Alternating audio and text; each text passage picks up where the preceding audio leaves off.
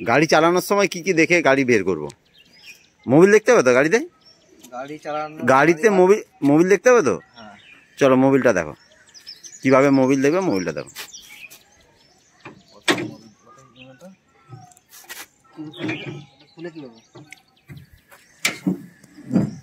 ঠিক আছে, খোলা হলো। মোবিল দেখতে গেলে কি লাগবে? কাপড় লাগবে তো, ছেঁড়া কাপড়। ছেঁড়া কাপড় নাও, বাম দিকে আছে, তোমার বাম দিকে আছে।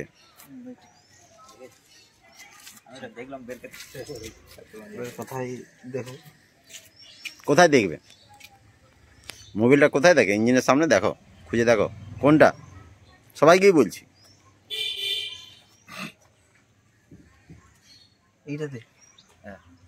ওটা কি দেখবে? ওখানে মোবিল ঢালা হয়। আচ্ছা, চেক করে করব।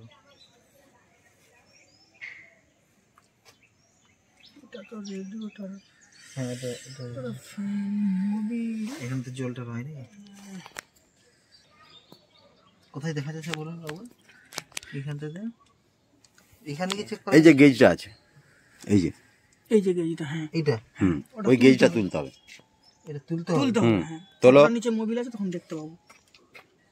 তুলো, তোলো, সোজা উপর তোলো, তোলো, তোলো, তুলো, তোলো, পুরো ওঠাও, পুরো ওঠাও ওপরে, একদম বাইরে। যত দূর অবধি কালো দাগ আছে মোবিল ততটা আছে। ওটা কাপড় দিয়ে পুছো ভালো করে। যা বলছি শোনো, পুরোটা কাপড় দিয়ে পুছো ভালো করে। মোবিল কিভাবে চেক করা যায়? বুঝছে? এবার দেখো কিভাবে দাগ দেওয়া আছে, কতটা মোবিল থাকে।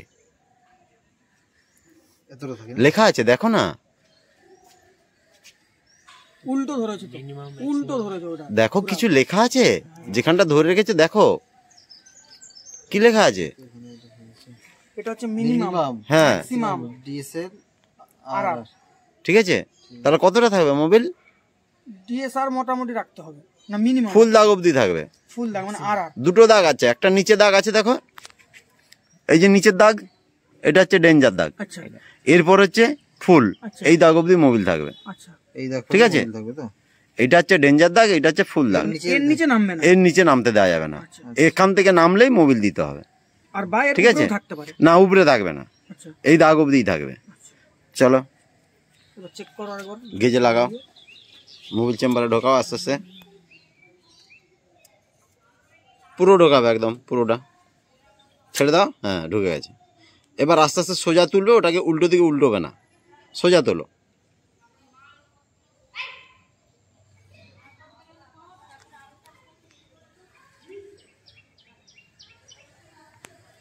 তোলো, উল্টাবে না, দিয়ে দেখো কতটা আছে মোবিল।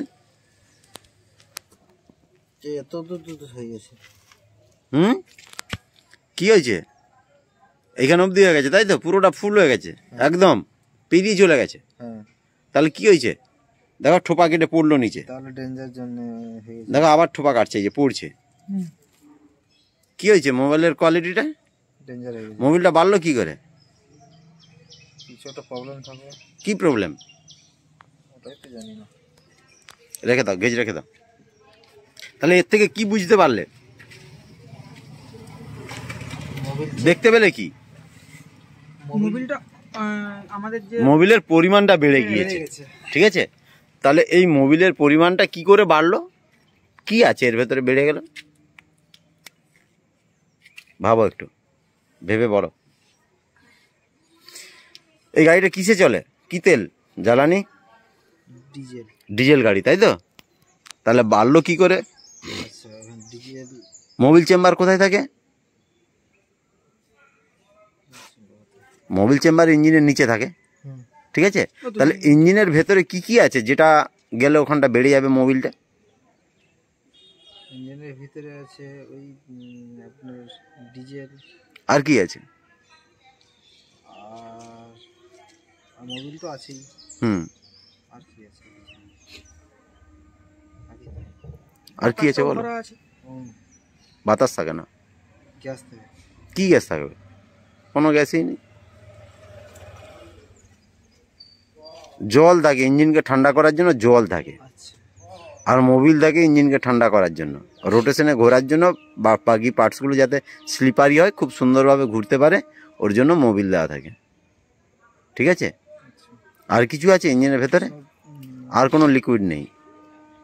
ঠিক আছে, জলের সাথে কুলেন্ট দেওয়া থাকে যাতে ইঞ্জিনটাকে ঠান্ডা রাখতে পারে। কুলেন্টটা জলে মিক্সড থাকে, তার মানে আমি জল বলতে পারি একসাথে। ঠিক আছে, রেডিয়েটারে যে জলটা দিচ্ছে। তাহলে আমি আজকে কি দেখলাম, গেজটা তোলার পর যে আমার মোবিলের পরিমাণ প্রচুর বেড়ে গেছে। বাড়লো কি করে? কিছু তাহলে মিশে গেছে, ডিজেলে জলে মিশে গেছে। যা খুশি পক্ষে দিলেই হয়ে গেল নাকি? একটু ভেবে বলো কথাটা। এই রেডিয়েটরের যে জলটা, হ্যাঁ, রেডিয়েটরে যে জলটা কুলেন্ট হিসেবে যাচ্ছে, হ্যাঁ, ওই একটু দেরি হবে। মানে বলো। সিমেন্টগুলো দিতে বলুন।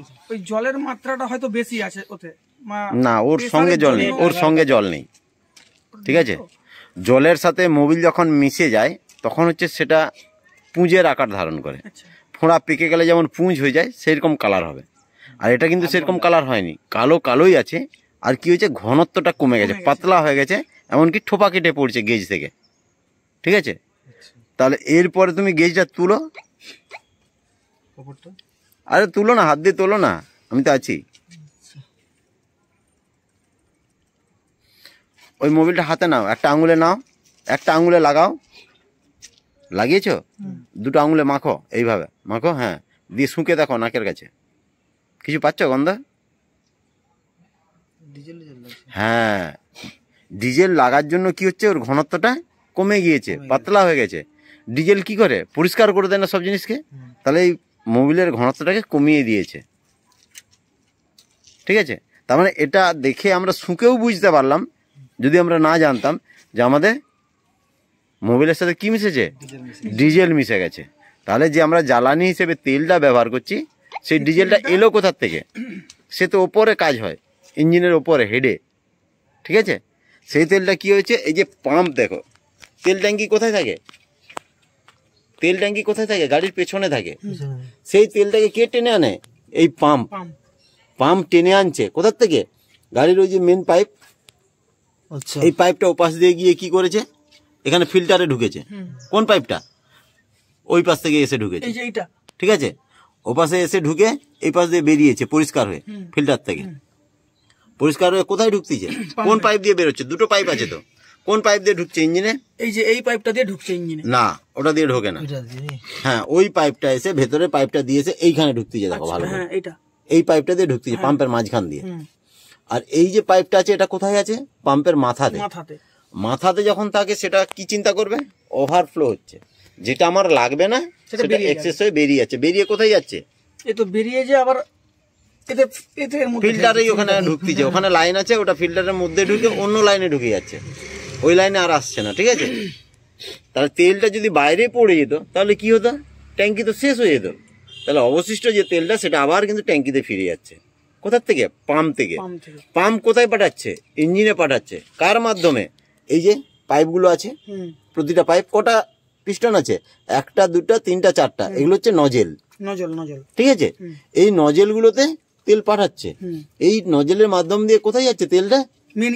পিস্টনের মাথায়। এখানে কি হচ্ছে, এই পাইপগুলো দিয়ে ঢুকছে। এই যে পাম্প থেকে বেরিয়ে গিয়ে পাইপ ঢুকছে কোথায়? নজেলে। এই নজেল যতটা নেওয়ার নিল, দিয়ে বাকি যে এক্সট্রা তেলটা, সেটা কি হচ্ছে, এই মাথা দিয়ে বেরিয়ে যাচ্ছে। দেখো, এই মাথা দিয়ে বেরিয়ে কোথায় ঢুকলো? আবার ফিল্টারের কাছে লাইন করা আছে, সেখানে ঢুকে গেল। তাহলে কোথাও তেল কিন্তু নষ্ট হতে দিচ্ছে না, তেলটাকে যাচ্ছে। হ্যাঁ, যার যতটা প্রয়োজন ঠেলছে, ট্যাঙ্কির থেকে আবার এখানে টানছে, ফিল্টার করে নিয়ে নিচ্ছে। হ্যাঁ, ঠিক আছে, তাহলে যতটা আমার প্রয়োজন নিলাম, এরপরে আবার ব্যাক করে দিলাম, বাকিটা ব্যাক করে দিলাম, ট্যাঙ্কিতে চলে যাচ্ছে। এইভাবে রোটেশনে কাজগুলো চলছে। সেই তেল কি হয়েছে, এই পাম্পের ভেতরে বিভিন্ন জায়গায় কি আছে, প্যাকিং আছে, কিট আছে। সেই কিটগুলো নষ্ট হয়ে গিয়েছে। নষ্ট হয়ে যাওয়ার জন্য ও যখন তেলটা টেনে আনছে, টেনে ডাইরেক্ট ফেরত দিতে পারছে না, না এক্সট্রাটা না, ওইখান থেকে লিকেজ হয়ে ইঞ্জিনের ভেতরে ঢুকে যাচ্ছে। নাহলে বাইরে থেকে কোনো জিনিস ইঞ্জিনের ভেতরে ঢোকার মতো জিনিস নেই। ওই জন্য ইঞ্জিনের লিকেজ হয়ে যাওয়ার জন্যই মোবিলের ঘনত্বটা এতটা কমে যাচ্ছে। দুটো জিনিস ঢোকার আছে ইঞ্জিনের ভেতরে, কি ওই যে রেডিয়েটারে জলটা হচ্ছে রোটেশনে ঠান্ডা করছে, ও ঢুকে যেতে পারে কখন? লিকেজ হয়ে গেল। আর পাম্প যে তেলটাকে টেনে আনছে, যদি ডিজেল গাড়ি হয় তবেই লিকেজ হয়ে ঢুকবে। পেট্রোল গাড়িতে কিন্তু ওইরকম সিস্টেম নেই, ঢুকতে পারবে না। ওই জন্য হচ্ছে ডিজেল গাড়িতে কি হচ্ছে, আমাদের কি মিশে গেছে, ডিজেল মিশে গেছে মোবিলের সাথে, যার জন্য ঘনত্ব বেড়ে গেছে। এই অবস্থায় গাড়িটা চালালে কি হবে? ইঞ্জিনটা নষ্ট হবে, ইঞ্জিনটা আর নষ্ট কালো কেন? ধোঁয়া বেরোবে পিছন থেকে। তোমার পুরো জিনিসগুলো ধোঁয়ায় নেমে যাচ্ছে, তো রোটেশনের সময় স্লিপারি ব্যাপারটা থাকছে না। এই অবস্থায় যদি আমরা চালাই, একটা বিয়ারিংকে যদি আমরা চালাই, কি হবে? বলগুলো ভেঙে যাবে, বলগুলো আস্তে আস্তে করে নষ্ট হয়ে যাবে, পুরো টোটাল জিনিসটাই আমাদের নষ্ট হয়ে যেতে হবে। তাহলে এই অবস্থায় আমাদের গাড়িটাকে চালানো যাবে না। তাহলে কি করতে হবে? আগে পাম্পটাকে সারাই করতে হবে। পাম্পটাকে সারাই করার পর আমরা আবার আস্তে আস্তে পাম্প সারাই করার পর আর কি করতে হবে? যেগুলো নষ্ট হয়ে গেছে সেগুলোকে আবার পুনরায় ঠিক করে নতুন ভাবে করতে হবে। পাম্পটা তো সারাই করলাম, এরপরে কি করব? যে মোবিলটা আছে ওটাকেও আমাদেরকে ফেলে দিতে হবে, ফিল্টার চেঞ্জ করতে হবে, মোবিল ফিল্টার। ঠিক আছে, এগুলো চেঞ্জ করার পর আবার আমাদেরকে পুনরায় গাড়িটা চালাতে হবে, তাহলে গাড়িটা চলবে। ঠিক আছে, এখন কিটগুলো পাই, কিটগুলো পেলে তবে তো কাজটা করবো না।